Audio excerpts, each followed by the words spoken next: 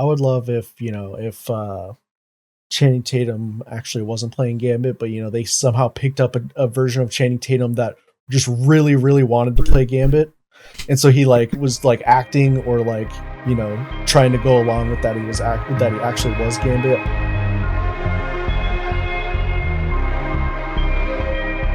Hello and welcome back. The Marvel content machine refuses to stop spinning, so do we. We're back with some more MCU news. This time, some pretty big news. We got the entire cast, as well as some movie titles, some theories, some facts, all that great stuff. I'm here as always with the spectacular Trent. How you doing, man? Doing pretty good, pretty good. Just got done watching, probably what was one of the single greatest episodes of Marvel TV that we've seen, followed by kind of a what I would say is a kind of half-baked reveal of a cast for Avengers. I mean, let's I'd say we just get right into it. I say we start going down the list. But Yeah, starting yeah. with I oh, go ahead. feel sorry. I feel like this entire drop was kind of just random and, like you said, half baked. I feel like they know how big of a deal this is, but at the same time they don't. I feel like there's more pageantry today with how we reveal the NFL schedule, and that's a long process for some reason. But the entire cast of Avengers, they just drop in basically just a promo video. It was interesting. Yeah, it was very weird, and not only was the video weird, but the cast of characters that we have for this next Avengers movie compared to the previous Avengers movies, I feel like it's just a very, very weird, very, very weird scenario that we're kind of heading into. And Kevin Feige did come out and say that the full cast is not revealed. I'm sure that he's probably talking about the extras on set, the CGI extras, but probably no Chris Evans. Just kidding. He's definitely probably in the movie. But yeah, so starting at the top of the list with the first chair that we see is Chris Hemsworth, Thor. So I think in our last Avengers video, I said that Chris Hemsworth was in town, showing up to the set to film. So we kind of knew that one. But going down the list, Vanessa Kirby, who plays Invisible Woman, Anthony Mackie, who plays the new Captain America, obviously, Sebastian Stan as Winter Soldier, or Senator Bucky Barnes, and Letitia Wright returning as Shuri, Paul Rudd returning as Ant-Man, Wyatt Russell playing U.S. agent from Falcon and Winter Soldier. That's the first one I want to kind of jump in here, because I do have a little bit of theory, and it might be stupid. We might already know this, and it got leaked, and I didn't get the memo, but we still don't know the full title of Thunderbolts, or Thunderbolt with an asterisk. Yeah. I don't know if anything's been leaked in regards to it. They are very much playing up the whole asterisk thing. To me, this definitely feels like it's going to continue the plot point that was introduced in Brave New World, where the president wants a new Avengers team, and it would make sense for a senator maybe to lead that initiative. I guess that'd be a little strange in terms of politics, but hey, we know he's in the movie, obviously, so I think there's a good chance that the title of the film has Avengers in it, whether that's Dark Avengers, New Avengers, Last Avengers, whatever it is. I think with the drop of this cast having, we'll get to all of them, but so many Thunderbolts cast members that would kind of seem inconsequential, I think they're really hoping that this Thunderbolts movie does well and kind of propels these characters from, I don't know, D, C list up into, B, and I guess best case scenario A list. But I don't see a world where U.S. Agent is an A-list hero. I don't think he's coming to Marvel Rivals anytime soon, but it's definitely interesting that so much of the Thunderbolts cast is confirmed for this film. Yeah, it is. Yeah, going following down the list, we'll see more of them. But yeah, it is very weird how they're kind of just basically spoiling which characters are going to live throughout the through Thunderbolts. If you had any question about that, but going on, we got Tinoch Huerta Mejia, who plays Namor, returning from Black Panther. We got Ebon Moss Bachrock, who plays the Thing, and plays Richie in the Bear. So love to see him, getting in the Avengers, getting some Avengers action. We have Simu Liu, who plays Shang-Chi. We got Florence Pugh, plays Yelena. Lewis Pullman, who plays Sentry. Kelsey Grammer plays Beast. And Sentry, for anyone that doesn't know, if you don't follow comics, it's basically Marvel's Superman, bit more complex than that. He's like, I guess you could call him bipolar Superman.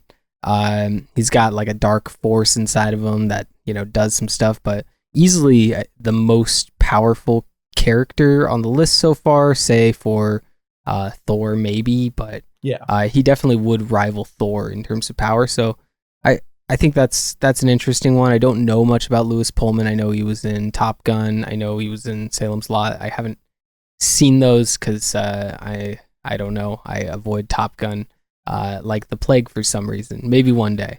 But I'm excited to see what Marvel Studios does with Sentry. I think that's definitely the most intriguing character name on the list so far. Yeah, and it's funny because that's one of those castings where it was like it was rumored for so long that they were going to cast Sentry. I think Stephen Ewan was actually in the role for Sentry, and he dropped out. But everyone kind of just knows that he's Sentry, and like in all the Thunderbolt trailers and stuff, they all like call him Bob, and they don't, they kind of like leave it kind of mysterious on who he is. But like if you pay any attention to comics or behind the scenes stuff, like who that is, and then just seeing his chair in the lineup, like you're like, oh, okay, that's even more validation to all those rumors and stuff that he is a huge character that's gonna play a big part in the rest of these movies. Or it's just a dude named Bob that's gonna be on the battlefield. Yeah, I'd love to see that. But yeah, we have Danny Ramirez returning as Falcon, and Joseph Quinn as Human Torch, David Arbor as Red Guardian, Winston Duke as M'Baku, Hannah John Kamen as Ghost, so another Thunderbolt there. Tom Hiddleston as Loki. Do we think that it's probably the Loki from the end of Loki season 3, where he's holding together the timelines? I think it's possible, but I think there's a good chance we see multiple Lokis. Yeah, very true. Especially if there's a lot of multiversal stuff going on. The Loki from the end of the Loki series feels like he'd almost be too powerful. He kind of controls all of time itself. So maybe just other versions of Loki. I could see some different, like, plucking Loki out of different points in the MCU kind of thing. Hopefully not from New York, but from other points that exist in the MCU. Or more like jokey, like President Loki. Stuff like that seems to be the route Marvel Studios likes to take with him. But, it is a multiversal story, and he is essentially the multiverse. So feels fairly obvious. Yeah. So then the last stretch of people were pretty surprising to just go ahead and reveal out here like this, which is Patrick Stewart as coming back as Professor X. Got Ian McKellen coming back as Magneto. Alan Cumming coming back as Nightcrawler. Rebecca Romaine come back as Mystique. James Marsden as Cyclops. Channing Tatum as Gambit. Pedro Pascal as Mr. Fantastic, and then Robert Downey Jr. was sitting there at the end in the trailer as he's revealed to be Doctor Doom. And like you said, I feel like it was for all the hype or speculation around this, to just kind of drop it like this, it's strange. I understand maybe not wanting to let the leaks get it out first, but I'm surprised they didn't do like a promo video or something like more with more kind of pizzazz to it, rather than just kind of like dropping it. I think they were hoping that just having Ian McKellen's name there would have broken the internet, but we're past that time. Yeah. Unfortunately. Need to do a bit more, but I guess I'd rather their resources go into actually working on the film if that's the case. I'm hyped to see Alan Cumming. I just started on season 3 of Traitors. Definitely like top 3 reality TV host for me, and see him still getting the call. Yeah, no, it's good to see. It was super cool to see that, and the first thing I thought of was he's gonna go around to all the Avengers and ask if they're faithful or traitor. It's gonna be great. That's really what we need. Honestly, if you could just give me this cast on a season of Traitors, it would be a tough decision on what I'd rather have. Yeah. This cast is a season of Traitors or the next Avengers movie. It would be a toss up for me personally. Yeah. But going back to like this last section of cast, like I feel like maybe them revealing all of these people outright, like maybe that gives me a little bit of hope that they're gonna film something like outside, or like film something out. Maybe go back to the X-Men mansion where they filmed like the original one, and knowing that they're gonna have those set pictures come out of Ian McKellen and Patrick Stewart, and like kind of getting ahead of it and just being like, they're in it without having to worry about leaks and having to sneak them into a warehouse to film them in front of a green screen. Yeah. I mean, it's probably for the best that they get to announce it, Yeah.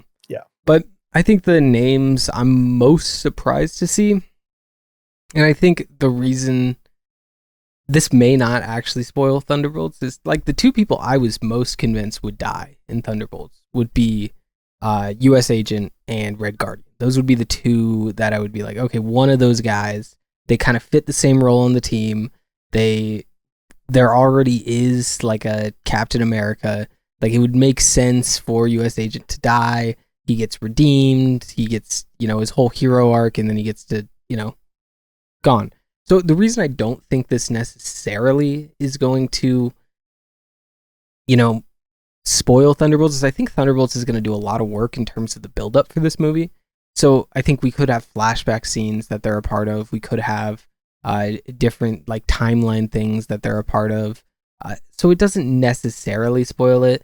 It would be kind of strange if there, was, a big timeline plot point with US Agent. Like that would seem strange to me, but I think there is ways that they could use these characters and it not necessarily be spoiling Thunderbolts, but I really am curious what the main cast of this movie is, because Endgame and Infinity War both had different, not completely different main casts, but I would say like, Infinity War has a lot more Captain America than Endgame has a lot more Iron Man kind of thing. That they were kind of trying to do that, and I imagine the Russos will do a similar thing. So I could see them maybe focusing on some lesser known characters being like the main Avengers team in this, and then having bringing the big guns, quote unquote, the Chris Evans, the Mark Ruffalo not on this list is just strange. Yeah. Especially with all the Hulk stuff they've done. Mm-hmm. No She-Hulk mention, and all the like supposed leaked concept art of all the Hulk stuff. Yeah, it feels strange that there would be no Hulk in this movie, but unless they're saving him for the next, I think if you're gonna put together like an Avengers team here, you'd probably be like, okay, it's Mr. Fantastic, but then it's how do you like kind of make that work with the Fantastic Four. Obviously, in the comics, he just kind of operates outside of them, but I don't know if that works as well in the movie when he's presumably going to be traveling through time. It wouldn't be like, okay, now we're in a different universe. I'm going to go off with these guys and do a mission, but you can make the plot do whatever. I would love to see Shang-Chi play a pivotal role in like the team. I think it'd be cool if he was the leader. I think the leader is probably going to go to Sebastian Stan. I don't know though. I think you could put multitude of people in that role. The other obvious one would be Anthony Mackie.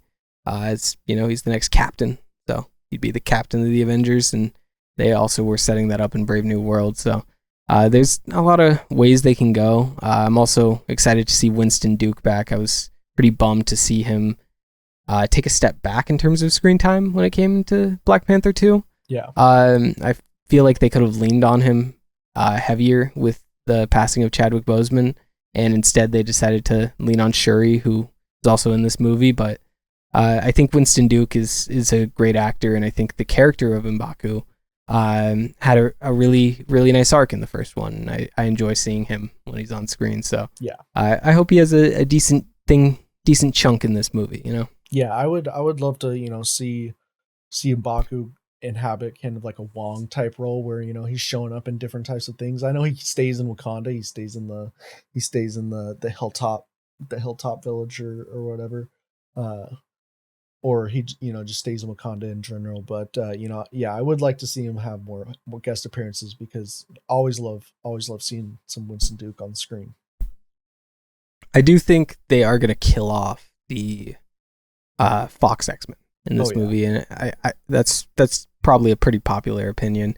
But they want to do their own Cyclops and Magneto, but I think giving them like an actual end it's kind of satisfying, they're gonna, actually, and I'm sure they got that. I haven't seen all the X-Men movies, but I think there's a opportunity for a very nice ending and just resolution to all of their characters, and hopefully done in a tasteful way, not just them coming on for applause, doing a couple cool things, and then being killed by Doctor Doom. Hopefully they get actual like little mini character arcs. I think that'd be a pretty cool just section of this movie. Yeah. Assuming that this movie is probably going to be like 3 hours long.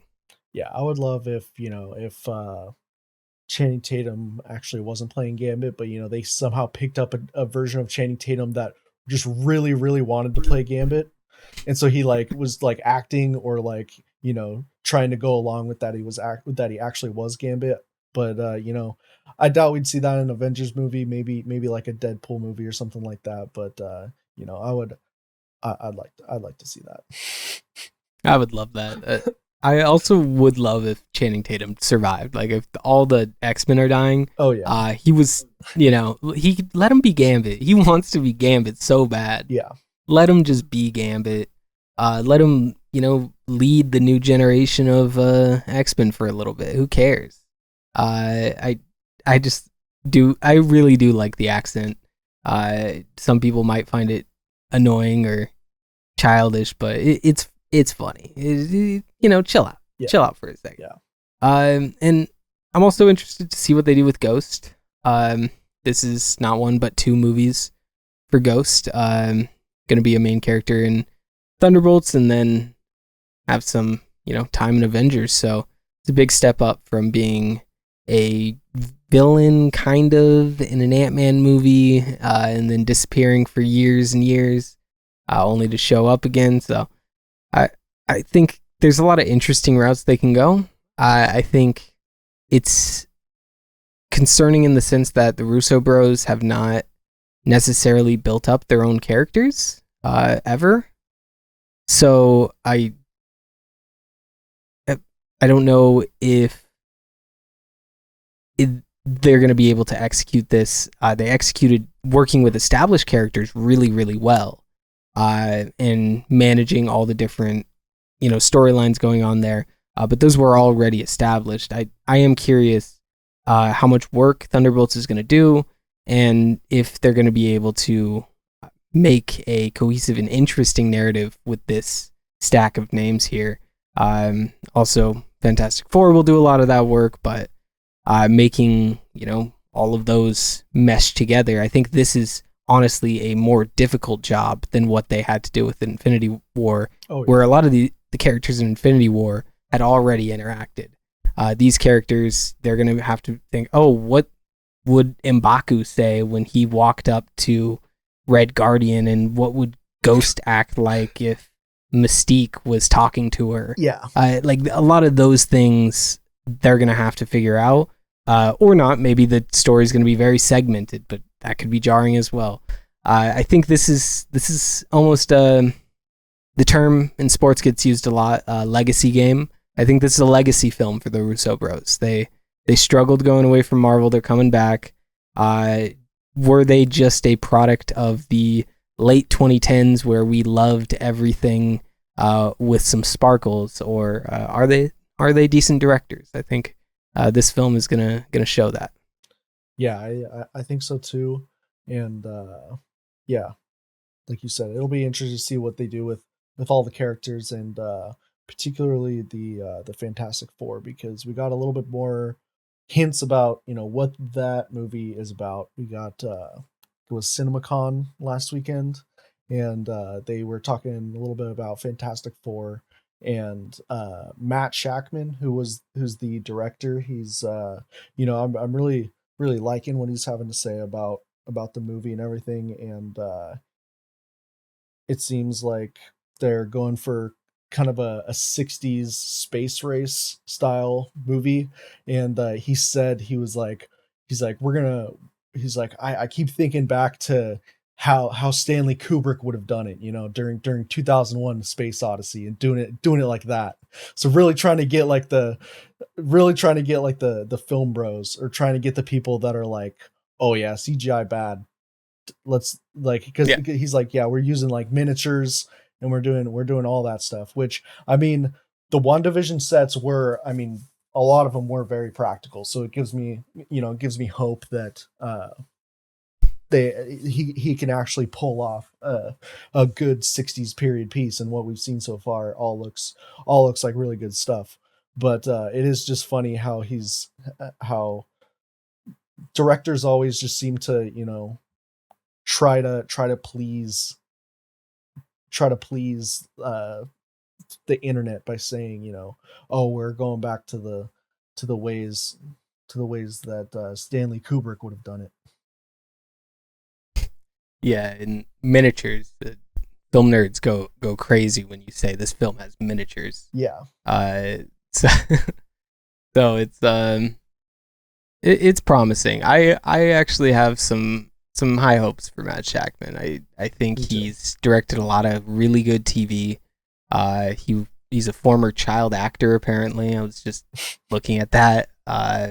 He was on Growing Pains, Good Morning Miss Bliss, just the 10 of Us, Facts of Life. So he was a child actor in the 80s. He only ever appeared in like one or two episodes of any series, but he was working. He's been grinding since a kid, Mm-hmm. And now he's getting a chance to direct a very big movie, the biggest Marvel movie probably since No Way Home, and it's it's a tall task. But if there's any film that I have confidence in terms of Marvel, it's Fantastic Four. Maybe that's misplaced confidence, but I really do think that Matt Shackman really cares about this. He's going to put a lot of time and care into this, and Marvel really cares about this. They cannot afford this movie to be a flop, so it's a big deal. It's going to be going up right up against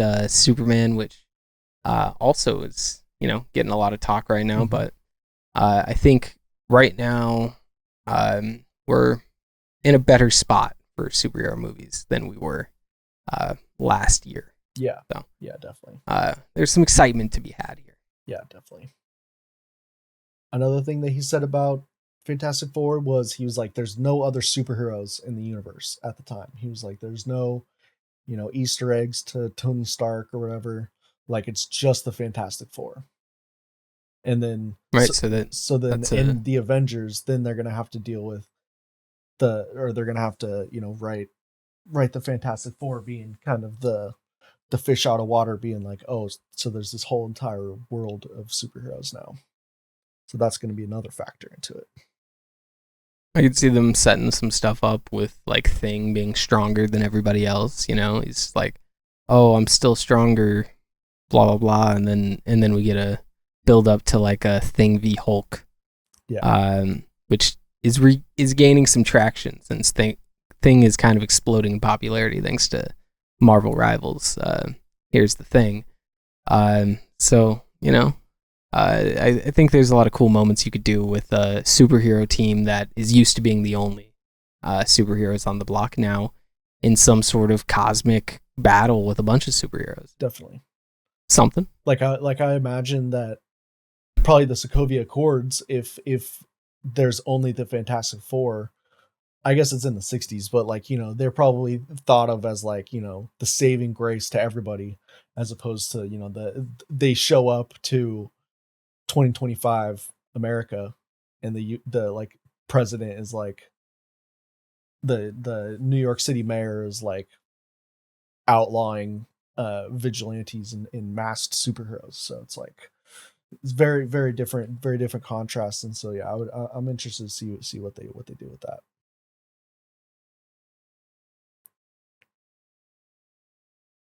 What else we got?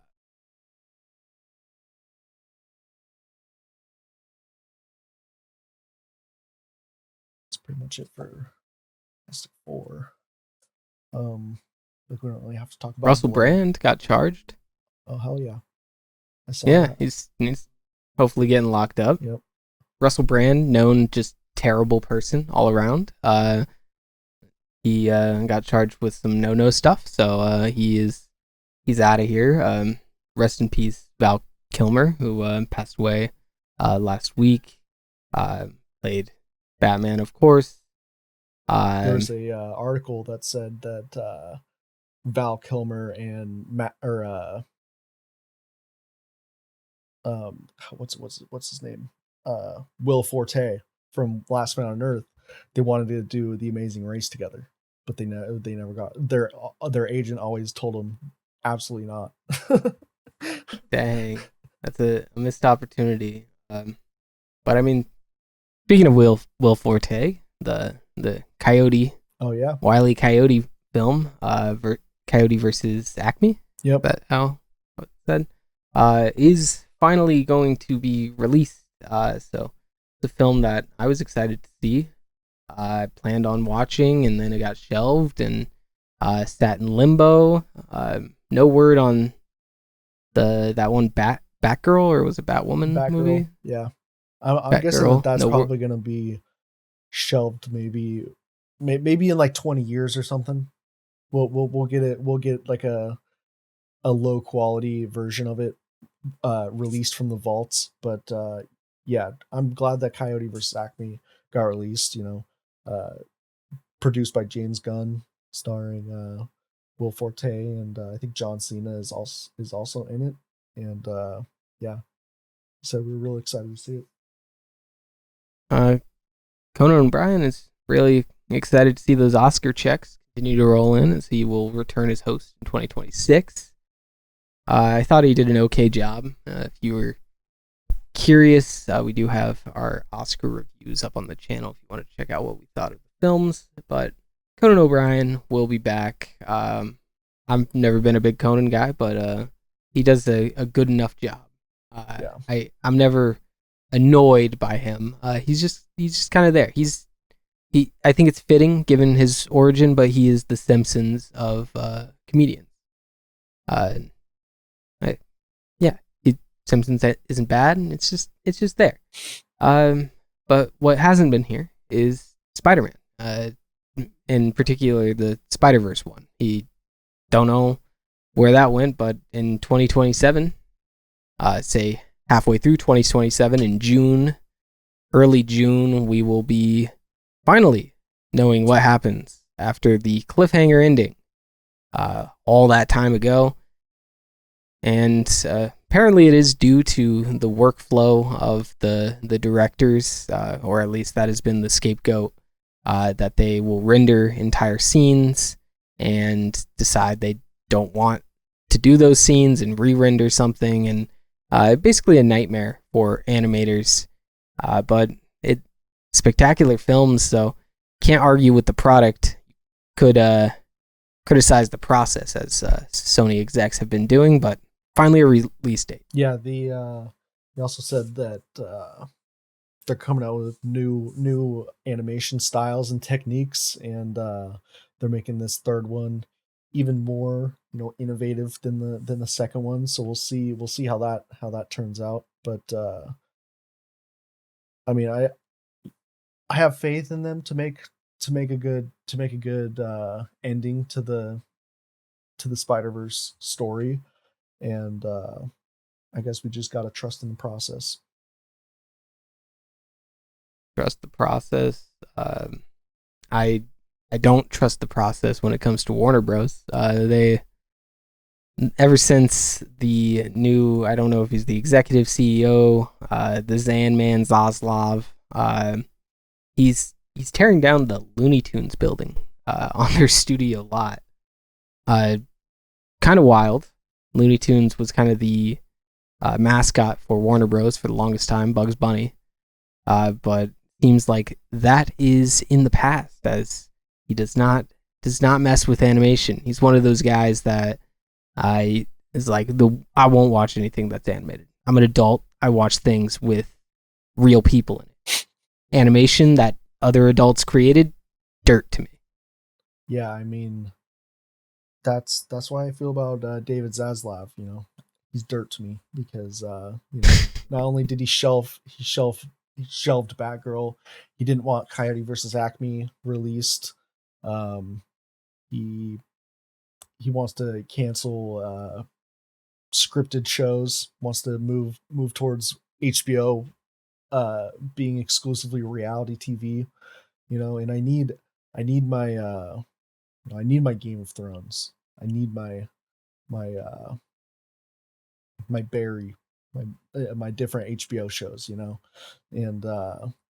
he's just not about that life, and I think that Warner Brothers needs to, I think he's trying to sell it anyway, so I think that he's honestly trying to be on his way out, and I think that he should be kicked to the curb. Yeah, that's something that we and the Snyder Bros we can agree on. Yeah. Is Zaslav can eat and kick rocks. But other than that, we did have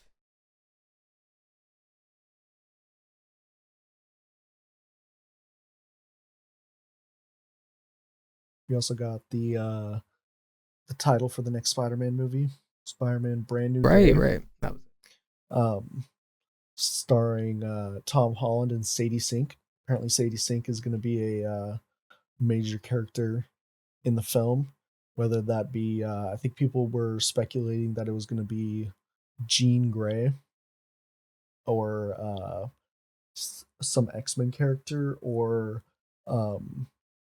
people were just saying the real MJ, which is just like so fucked up. It's like, oh, she's gonna play Mary. She's gonna play Mary Jane. Is there any chance they're gonna, Gwen Stacy it? Yeah, I mean, like they could dye her hair, but I mean, I feel like you gotta stick with her red hair for fan casting speculations at least. But I mean, I don't know. I think there was speculation that there was going to be like a white or a white cat in this movie, or black cat, not white cat, black cat. But yeah, I don't know. Who knows? We at least know what it's generally about. Given the fact that Brand New Day is a comic storyline that happened in the late 2000s.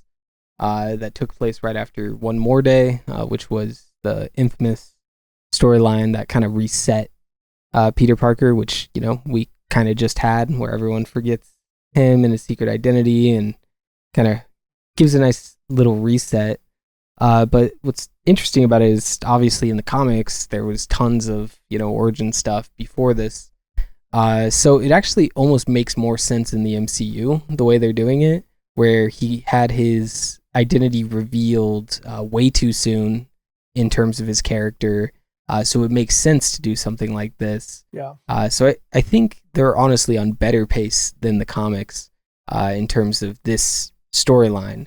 Now, in this storyline, I believe it was like the origin, or not the origin, but the introduction of Mr. Negative. So there's a potential that he'll be the main villain or a villain in this. Has a bit of popularity now. It's not an overdone villain. He really has only ever been done in Spider-Man PS4. So there's definitely some bread trails or crumb trails. What do you follow the bread trails? Breadcrumbs. Breadcrumbs. There it is. Breadcrumbs. Follow the breadcrumbs of what this story might be. I think it is going to be a grounded, New York-centric Spider-Man story. So I think we can rejoice in that aspect. But, you know, you never know. There was a lot of push from Sony to have this be a multiverse thing. So I would never count that out. But I wonder if the name scheme will continue, where they're going to do the day thing. And just have every sequel end with day. Like, I don't know what you could do after Brand New Day. You could do like Last Day or Birthday, you know? Yeah. Maybe not that one. Spider-Man Valentine's Day. Spider-Man April 15th, Tax Day.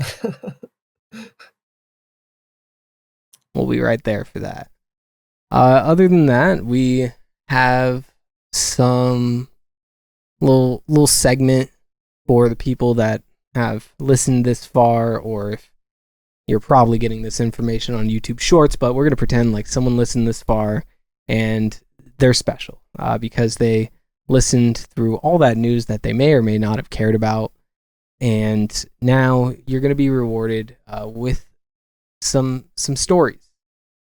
These are true stories. We're going to take a little peek behind the curtain of the Hollywood industry and get into some of the darker parts of, you know, these actors' lives, or maybe just like things that you won't be able to find directly in the first paragraph of their Wikipedia page. You know, this is stuff you gotta dig for. Maybe not too far, because we're on the internet and you can Google anything at any time, but you got to dig a little bit for. So, I think this is something a lot of people have heard, but I think it's something everybody should hear. And once you hear it, it does kind of mess with you in a strange way, because it doesn't answer all the questions that it presents. And that's about Willem Dafoe's body double. So Willem Dafoe was in a 2009 movie called The Antichrist, where he had to have a nude scene. But, you know, he had to have a body double, not because Willem Dafoe was uncomfortable with getting naked, but because everyone else was uncomfortable with Willem Dafoe getting naked. Because reportedly, according to the director, Lars van Trier, he explained that Willem Dafoe was too big, and everybody got confused when they saw it. And I don't understand what that means, but he went on to say, to fit into the human imagination would distract the viewers from the film's narrative. So he had to get a body double for being a distraction. The line, everybody got very confused when they saw it, just like confusion on the set over Willem Dafoe's endowment is crazy. Yeah. We haven't heard anything since the late 2000s on this issue. It seems like no one is asking him to get naked anymore, which is, I guess, good for the cast and crew and their confusion. But this is one of the stranger stories that I've heard about. Like, every once in a while, you hear a story about like how sex scenes are filmed. This one's a weird one. Yeah, that is that's pretty shocking. I wouldn't guess that. You hadn't heard that one? No. I mean, there's a lot of cases of body doubles being used, like in Game of Thrones. Lena Headley, who was Cersei, didn't want to do the walk of shame scene, so she had a body double do that, which a lot of people got upset about, for made her less of an actress, which I think is just like, if you're upset about that, you're self-telling that you're a weirdo, personally. Yeah. And then there was then there's like the more acting side of it. So I'm sure you're familiar with method acting. Famously, Bryan Cranston went to extraordinary lengths when becoming Walter White. He wanted to actually like know how to make meth, because I guess he thought he couldn't be Walter White if he himself didn't know how to make meth. Yeah. So he now knows how to make meth. So if you need meth, there's probably easier avenues than Bryan Cranston, but he's got you if all else fails. There was also the method acting that went into criminal territory with Jamie Dornan, who was preparing for his role in The Fall. And to do so, he admitted to stalking a woman in real life because he was going to be playing a serial killer. So he followed a random woman off the London subway underground, and he followed her for several blocks. He was quoted as saying, "Kind of exciting in a sort of dirty way." Confession that is shocking for sure, but also just like ethically a crime. Yeah. Right? Definitely. Just questionable. Yeah. Then, we don't, every actor nowadays is so prim, proper. We have social media. Everyone has to have a brand, but back in the 80s, it wasn't really like that. A lot of things was about, cast was about availability. So there was some different stuff going on in the 80s. Like when they were filming The Exorcist, they had a convicted murderer as the radiologist's assistant. Now, he wasn't convicted at the time, but he had definitely killed men up until that point. And he not only killed people, killing people is one thing, but you don't really get into the level of, serial killer weirdo until you start dismembering people. And he, in particular, targeted gay men in the 1970s. So that probably tells you a little something about him and maybe what he was doing before. And then I guess didn't want maybe the word to get out. So he killed them, dismembered them. And it wasn't until he admitted to one murder that he then admitted to 4 or 5. And he was quoted by one of his friends as saying, "Killing is easy. It's hiding the bodies that is the tough part." So wild stuff. We don't really see that going on in film anymore. There's not really any white Bronco chases going on, which I would say is a bit of a disappointment, but I guess if that means people are not dying, I should chill with it. I just like Gene Wilder and Willy Wonka and the Chocolate Factory. They didn't have to make the candy teacup wax, but they did. It was wax, and he had to just keep chomping on wax while he was eating the teacup. I don't know if there was no other options for making an edible teacup at the time. I just feel like wax would be one of the worst options. Yeah, I mean, I thought that he was just, just doing it to be quirky, and like they were like, oh yeah, actually probably weren't supposed to eat that, but maybe they were just had like nothing else to make stuff that looked edible. Sometimes you just want things to be believable. Like Leonardo DiCaprio, for some reason, filming with Kerry Washington, he accidentally like slit his hand open. Pretty bad gash. But Leo, Leo, he doesn't like women his age, but he also doesn't like, ruining a clip. So what he did, just kept going. He even like incorporated like the blood into the scene that got used in the final cut, and he like wiped it on Washington's face, which I thought was kind of strange, but it's all about cinema. They're here to make films. So they did. And, there's famous examples of other just going too far with their acting. Heath Ledger is a great example as the Joker. He literally made his co-stars uncomfortable, forgetting their lines, because he was so locked in on being the Joker, which I'm sure a lot of us can relate to. When you just get in that Joker mindset and nothing can stop you from whatever your goals are. And Heath Ledger's goal was to be the best portrayal of the Joker there was, and I think he succeeded in that. And I think that's a good spot to leave it, because Heath Ledger, he's that dude. He was that dude. Rest in peace. But if you made it to the end of this video and enjoyed any part of it, I mean, I assume you had to if you sat through the last 40 so minutes of us talking, hanging out, talking comic books and superheroes, all that stuff that we would probably be talking about regardless, but this gives us a set time to kind of do it. And if you're interested in following along with us as we break down the next bit of news that comes out, feel free to subscribe.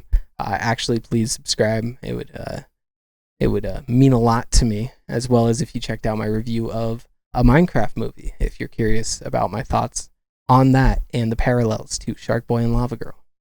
Yeah, I enjoyed the video. I think that you should check it out too. Go leave a like on that video right after you leave a like on this video, and thank you all for listening, and let us know in the comments below which one of the cast from Avengers was your favorite reveal. And who's your least favorite? Who are you pissed that's in the movie? Yeah. Me personally, I'm like, why are we doing? I actually don't. I don't have one. I'm fine with anybody. I guess Namor, because come on, Namor, stay away from Sue, man. Yeah, mine is Robert Downey Jr. Just right. Just let this man be. Yeah, he can go make Doolittle 2 or something.